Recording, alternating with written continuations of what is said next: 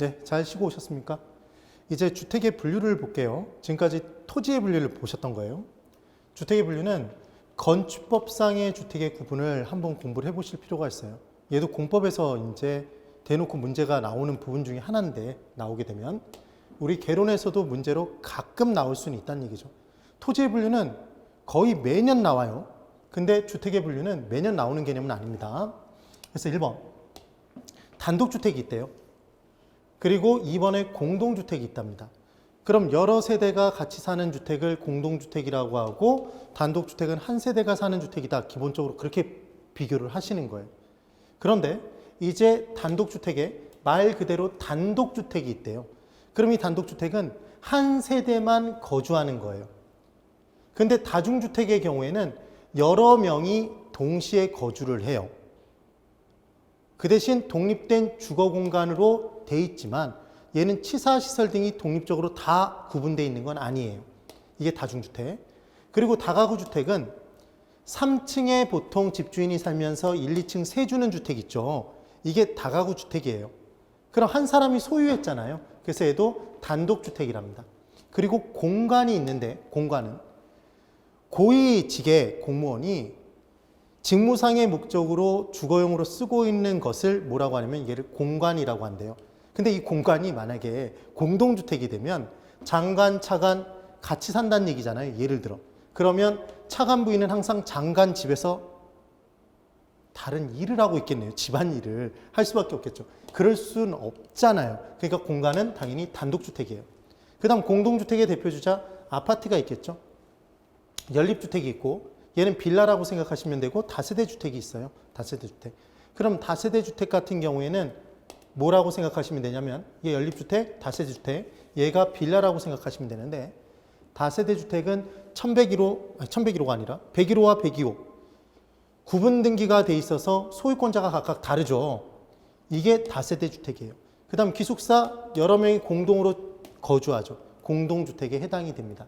그래서 이렇게 나누어진다는 걸 이제 구분해 주셔야 되고 시험 문제는 대놓고 다중주택의 문제가 나왔었어요.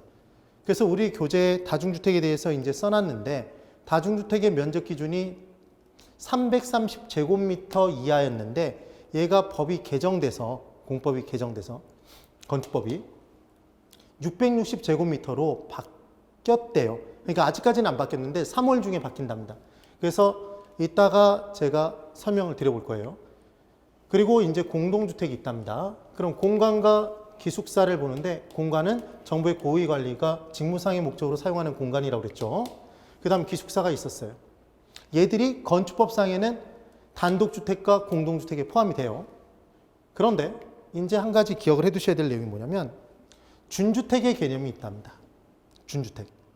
그럼 준주택의 개념은 어디에서 나오는 개념이냐면 건축법상에서 나오는 게 아니라 주택법상에서 나온대요. 그래서 주택법과 건축법이 다르다는 게 이제 포인트인데 준주택은 우리가 아까 공부했던 내용 준부동산 기억나시나요? 그럼 준부동산은 부동산이 아니었는데 민법상 부동산이 아닌데 부동산과 똑같이 보기로 한 거였잖아요. 관련 법규상에 저당 규정에 따른 뭐 저당 규정은 들어가지 않아도 되고 등기 등록의 절차를 거치면 등기 등록의 공시수단을 거치게 되면 부동산과 똑같이 보기로 했던 것 기억나시죠? 그게 준부동산이에요.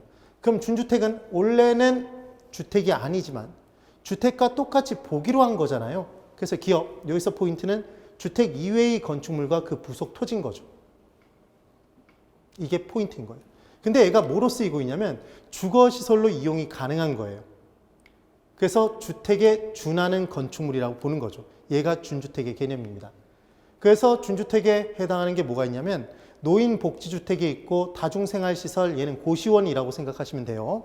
그 다음 오피스텔, 기숙사 등이 있대요. 기숙사 등이 있대요. 근데 얘가 준주택의 개념으로 주택법상에서 주택에 준하는 것으로 보기로 한 이유가 뭐냐면 국민주택기금을 조달받아서 제공받아서 주택을 지을 수 있도록 기숙사를 지을 수 있도록 만들기 위해서 얘가 준주택이라는 개념이 최초 들어왔답니다. 공법 선생님한테 여쭤보니까 개념은 그렇대요. 그래서 이 부분에서 이제 내용을 따져보면 놀다 오기라고 기억해 두시면 굉장히 쉬워요. 그러니까 준주택에 놀다 오기 이렇게 기억해 보세요. 따라해 보세요. 준주택에 놀다 오기. 그러면 노는 노인 복지주택. 다는 다중 생활시설이지의 다중주택, 다세대주택, 다가구주택 아닙니다. 주의해 두시고. 오는 오피스텔, 기는 기숙사죠. 이렇게 포함이 된다는 것 정리가 되시면 되겠어요. 그리고 네 번째, 도시형 생활주택이 있대요. 그러니까 지금 무슨 말씀을 드린 거냐면 지금 이 기숙사는 주택법상에서는 공동주택에 포함되지 않고 준주택으로 빠져 있다는 얘기죠. 되세요? 그리고 건축법상의 공관은 단독주택에 포함되어 있었잖아요. 그런데 주택법은 기본적으로 뭐 때문에 나온 법이냐면 주택의 분양과 관련돼서 나온 거래요. 그럼 기숙사를 분양하지 않잖아요, 여러분. 학생들한테 분양하지 않죠. 그리고 공관도 분양하지 않죠. 청와대 분양하지 않잖아요. 그렇게 기억하시면 됩니다. 그래서 그 둘은 주택법상에서는 단독주택과 어디에서 빠져 있다? 공동주택 부분에서 빠져 있다는 걸 기억해 두시면 됩니다. 그 다음 이제 네 번째, 도시형 생활주택이 있대요. 얘는 300세대 미만으로 조성이 되는 거고 국민주택 규모에 해당하는 주택이랍니다. 그래서 단지형으로 조성되는 연립주택, 단지형 다세대주택, 원룸형 주택 등이 포함된대요. 그런데 여기에 뭐가 빠져 있냐면 아파트 빠져 있죠. 그리고 얘가 300세대인데 350세대 이런 식으로 함정팔 수 있어요. 그래서 얘를 기억하시는 방법은 뭐냐면 이 아파트 안 들어가 있다는 게 포인트가 되는 거고 기억하시는 방법. MM으로 한번 정리해 보는 거예요. 몇 번 해보시다 보면 이게 입에 붙어요. 스파르타 학원을 다니는 거죠. 여러분 영화 300 보신 적 있으신가요? 근육질의 남자들이 이때 스파르타를 지키는 거였죠. 페르시아와 전쟁했던 내용. 기억나실 거예요. 그래서 300을 딱 보자마자 스파르타는 고대 그리스의 도시 국가 중에 하나였죠. 그래서 도시형 생활주택을 기억하시는 거예요. 그래서 스파르타 학원을 다녀서 어디에 입학했냐면 연세대에 입학한 거예요. 연립주택, 다세대주택. 연세대에 입학해서 어디에 거주하냐면 원룸에 거주하는 겁니다. 이러면 끝나죠. 그러니까 250, 350 나오면 영하 300 틀렸구나 잡아두시는 거예요. 되시겠죠? 여기 아파트 들어가면 X예요. 연세대라는 걸 기억해 두시면 연립주택, 다세대주택 이렇게 기억하시면 됩니다. 할만하죠? 이렇게 설명을 드려봤다는 거죠. 기억 꼭 해보세요. 그 다음 또 하나. 이제 면적 기준 등등등을 따질 때 층수가 높은 것부터 한번 따져볼까요? 층수가 더 높은 걸 한번 볼게요. 우리 일반적인 상식의 근거에서 대답을 한번 해보세요. 아파트와 연립주택이 있어요. 층수가 더 높은 게 뭐죠, 여러분? 아파트죠. 아파트. 그러면 면적이 더 넓은 건 이번에 찾아볼까요? 연립주택이 있고 다세대주택이 있대요. 보통 예전에, 요즘은 좀 흔하진 않지만 연립주택이 꽤 있었어요. 그래서 꽤 큰 단지를 구성하면서 조성이 돼 있는데 걔를 아파트라고 안 부른대요. 봤더니 걔가 4층 이하더라는 거예요. 그러니까 층수를 가지고 연립주택과 아파트를 구분했다는 얘기죠. 그래서 연립주택이 보통 면적이 더 넓어요. 면적 기준이 있으면 분명히 얘는 더 넓고 얘는 더 좁겠네요. 그리고 이제 주택의 분류를 한번 해볼게요. 하나를 더 저하고 약속을 하고 넘어가 볼게요. 공동주택은 여러 세대가 소유하면서 살고 있는 주택이잖아요. 그럼 걔는 더 클까요? 더 높을까요? 그걸 기억해 두시는 거예요. 더 높다라는 걸 기억하시는 거예요. 공동주택은. 그럼 단독주택은 좀 더 낮다라는 걸 기억하시면 된다는 얘기죠. 그래서 5층이라는 기준이 나온대요. 그래서 얘는 아파트랍니다. 나중에 기억하실 때 어떻게 기억하실 거냐면 지금 기억하고 끝내버릴 거예요. 아파트 옥상에 올라가서 아오 이러는 거죠. 아파트 옥상에서 뭐 한다? 아오. 그래서 아파트는 5층이에요. 5층 이상의 주거용 부동산을 아파트라고 하는 거죠. 그 다음 4층 이하의 주택인데 공동주택이면 얘는 연립주택, 4층 이하는 다세대주택 이렇게 둘로 쪼개진대요. 그럼 이 둘의 구분 기준은 4층 이하, 층수로 구분하는 게 아니죠. 얘는 면적 기준으로 구분을 하겠죠. 그리고 여기까지는 지금 공동주택이고 3층 이하의 주택들은 단독주택이래요. 다가구주택과 다중주택이 있답니다. 이 둘의 차이는 다가구주택은 3층에 집주인 사시면서 1, 2층 세주면 1, 2층에 욕실 다 따로따로 치사장, 부엌 다 따로따로 존재하잖아요. 이게 다가구주택이죠. 근데 다중주택은 학생이나 직장인이 다수가 장기간에 걸쳐서 거주할 수 있는 공간이래요. 그래서 잠자는 곳 그리고 씻는 곳 별도로 있을 수 있지만 치사 공간의 경우에는 별도로 주지 않는데요. 이런 개념이 차이입니다. 그러면 이 둘의 기준은 아파트는 면적 기준이 없고 그냥 층수로 5층 이상이면 아파트예요. 오. 그 다음 연립주택과 다세대 주택은 면적 기준으로 따지는데 연립주택 660제곱미터라는 개념이 나와요. 기준이. 660이 왜 나오는지 설명드려 볼게요. 1평이 3.3제곱미터랍니다. 그럼 예전에는 우리는 평을 얘기를 많이 했잖아요. 10평이다, 100평이다 이렇게 얘기를 하잖아요. 그러면 100평은 3.3에 100을 곱하니까 330제곱미터겠죠. 그래서 100평, 200평 이렇게 기준을 따지니까 330제곱미터 100평, 660제곱미터 200평이겠네요. 이런 기준이 나왔다는 얘기죠, 지금. 그래서 660제곱미터 초과하면 연립주택, 660제곱미터 이하는 다세대 주택이 되는 거예요, 기본적으로. 그리고 이 애들, 나머지 다가구 주택과 다중주택도 다 660제곱미터 이하가 돼요. 그러니까 이 셋을 구분하는 건 층수고, 층수. 한 사람이 다 소유하고 있으면 단독주택, 다가구주택, 여러 세대로 구분 등기되어 있으면 얘는 다세대 주택, 구분 포인트. 다중주택은 다가구주택과 비교할 때 층수와 면적으로 이제 구분을 못해요. 법이 개정돼서. 그러면 다중주택은 별도의 치사장이 다 존재하지 않는 것. 그게 다중주택이네요. 그렇게 비교를 하시는 거예요. 그래서 4, 5층 높은 층수니까 공동주택, 3층 이하 얘들은 단독주택 이렇게 구분하는 거죠. 그리고 다중주택은 독립된 주거의 형태가 아니라는 것. 학생 또는 직장인 장기간 거주하는 공간이더라. 그리고 한 사람이 다 갖고 있으면 무슨 주택? 다가구 주택이죠. 그럼 얘는 단독주택이겠네요. 기억을 해두세요.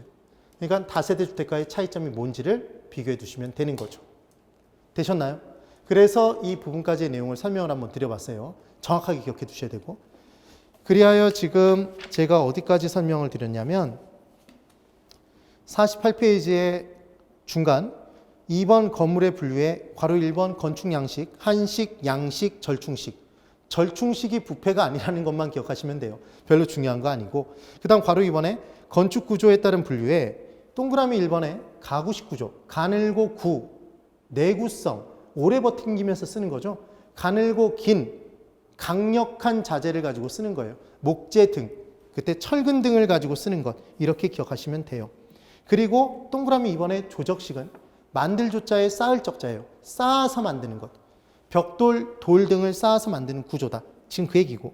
동그라미 3번의 일체식 구조는 요즘 건물 지을 때 보면 틀 만들어 놓고 세멘 등을 부어서 일체로 만드는 구조가 있죠. 그게 일체식 구조예요. 그 다음 조립식 구조.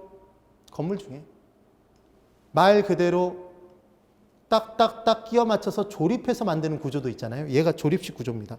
그 다음 5번 절충식 구조 중요하지 않아요. 들어본 기억이 아예 없어도 별로 상관이 없습니다. 나온 역사가 없어요. 그 다음 3번에 이제 49페이지 3번 중간 건축법상의 주택의 분류가 있는 거죠. 그래서 괄호 1번에 단독주택에 공간 들어있었어요. 그 다음 괄호 2번에 공동주택 부분에 기숙사 들어있었죠. 근데 얘가 주택법에서는 빠진다고 그랬죠. 그런 내용들을 기억하시면 됩니다. 그리고 지금 한 가지 49페이지에 괄호 1번 단독주택에 동그라미 2번 다중주택은 별표를 하나 쳐두시고 두 번째 줄 내려가 보시면 330제곱미터 이하라고 돼 있잖아요. 근데 이 부분을 좀 더 많이 확보하도록 만들기 위해서 660제곱미터 이하로 바꿨대요. 그래서 660으로 고쳐주세요. 법이 개정이 된 겁니다. 그 내용으로 비교를 해두시면 됩니다. 그 다음 50페이지에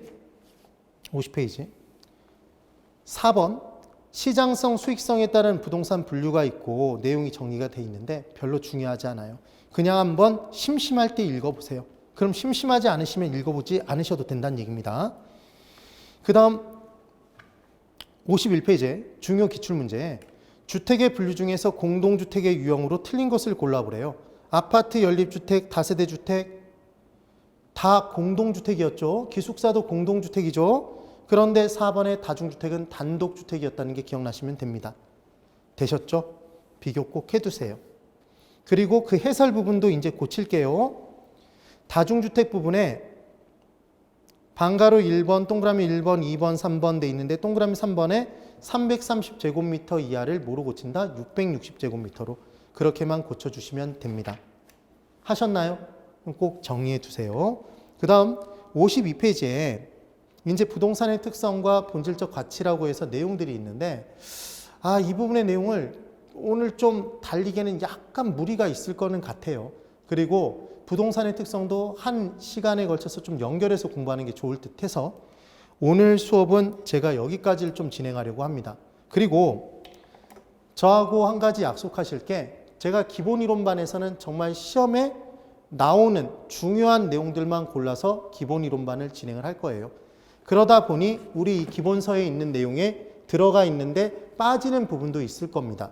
근데 그 부분은 제가 수업을 하기 싫어서 하는 게 아니라 출제 빈도가 정말 좀 낮은 부분이에요.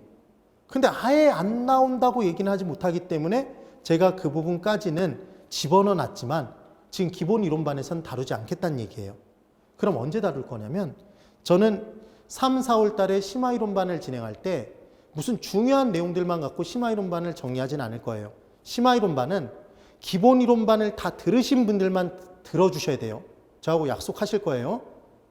나중에 심화 이론반 처음 시작할 때도 기본 이론반을 수강하지 않으신 분은 심화 이론을 듣지 말라고 말씀드릴 거예요. 그래서 여러분들은 만약에 시간이 없으신 분들은 기본 이론반만 들으셔도 충분합니다. 그리고 심지어 11, 12월 달에 기초입문 과정을 열심히 들어보셨다면 제가 기본 이론반에서 기초입문 과정에 안 했던 내용 조금씩 건드려 드리는 부분이 있어요. 기본 이론반에. 그 부분 파트를 알려드릴 테니까 그 부분만 들으셔도 돼요. 그러니까 기초입문 과정을 그만큼 자세히 했다는 얘기입니다. 그래서 개론은 저하고 꼭 약속해 주세요. 이건 정말 약속해 주셔야 돼요. 기초입문 과정이 있고 우리가 지금 1, 2월 과정에 기본이론 과정을 하잖아요. 그죠? 기본이론 하고 있습니다. 3, 4월 달에 심화이론을 해요. 그리고 5, 6월 달에 이제 핵심 요약 강의를 할 겁니다. 핵심 이론. 이렇게 강의를 진행할 거예요. 얘가 11, 12월 달 이미 진행이 됐고요. 1, 2월 달에 진행할 내용이고 3, 4월 달에 그 다음 5, 6월 달에 이렇게 진행을 합니다. 그리고 비로소 문제풀이를 7, 8월 달에 할 텐데 저하고 꼭 약속하세요. 기본 이론을 지금 우리 평생 합격반이나 환급반을 끊으셔서 전체를 다 들으실 수 있는 분이라면 단가를 끊어서 오셨다면 모르겠지만 기본 이론반을 단가로 끊지 않으신 이상은 1월 달에 처음 끊어서 접수를 하셔서 이제 인강을 등록하고 공부를 하신다면 여러분 합격하시는 방법 중에 제일 중요한 포인트는 기초입문과정. 제가 정말 개론은 무진장 자세하게 설명을 드렸어요. 왜냐하면 개론부터 웬만하면 먼저 끝내버리시라고. 그래서 하루에 4시간씩을 만약에 수업을 들으실 수 있다면 4시간씩 10일을 들으시면 이게 10시간이 지금 40시간이잖아요. 그럼 강의 시간이 약 실시간으로 한 34시간 정도가 되는 것 같아요. 이 34시간 내지 32시간 정도 되겠죠. 여기다가 6시간이 되잖아요.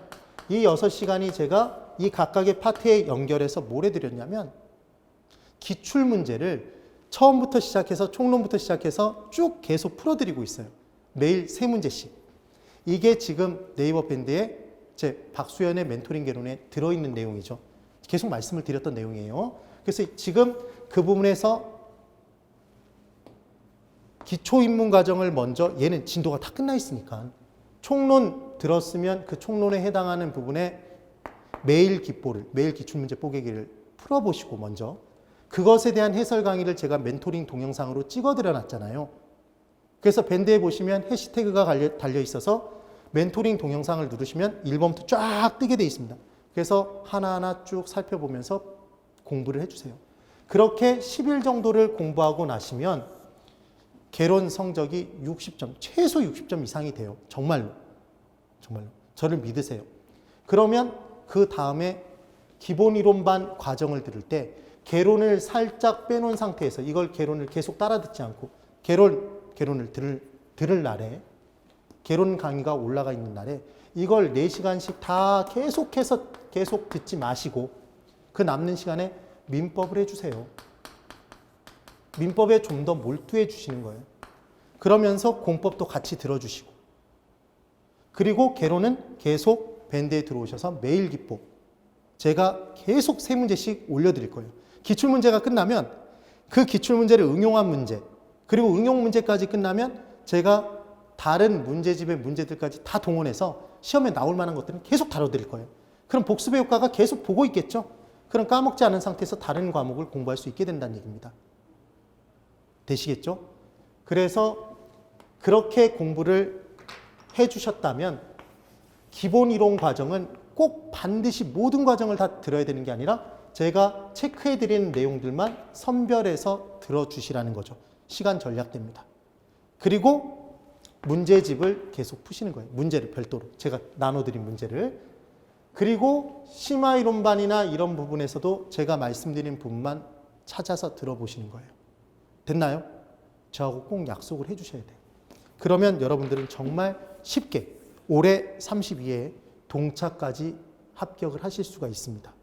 안 그렇고, 그렇지 않고 무조건 올라가는 대로 강의만 계속 듣고 있으면, 그것도 이론 강의만 듣고 문제를 풀지 않으면 실력은 절대로 올라가지 않습니다.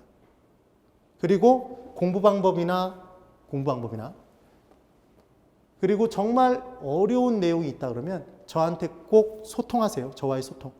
저한테 밴드에 1:1 톡을 남겨주시거나 아니면 우리 랜드프로 인강드림 창에 꼭 저에게 교수님께 질문하기에 질문해 주세요. 그럼 자세하게 상세하게 답변 드리고, 때로는 전화번호를 남겨주시라고 해서 제가 개인적인 상담도 해드립니다. 전화를 드려서. 그래서 제가 어떻게 해서 붙여드렸는지를 알고 싶으시면은 교수님 뭐 칭찬하기 그리고 합격 수기 그런 부분들에서 보시면 제가 어떤 식으로 기존의 합격생분들을 케어를 해드렸는지를 느끼실 수 있을 거예요. 꼭 그 혜택을 여러분들도 다 보시고 저와 힘내서 저의 최선에 여러분의 최선을 다해서 합격까지 다다르시기를 간절히 기원하겠습니다. 새해 정말 복 많이 받으시고 다음 주에 부동산의 특선부터 나갈 거예요. 아시겠죠? 열심히 해주셔야 됩니다. 네, 오늘 여기까지 진행하겠습니다. 대단히 수고 많으셨습니다.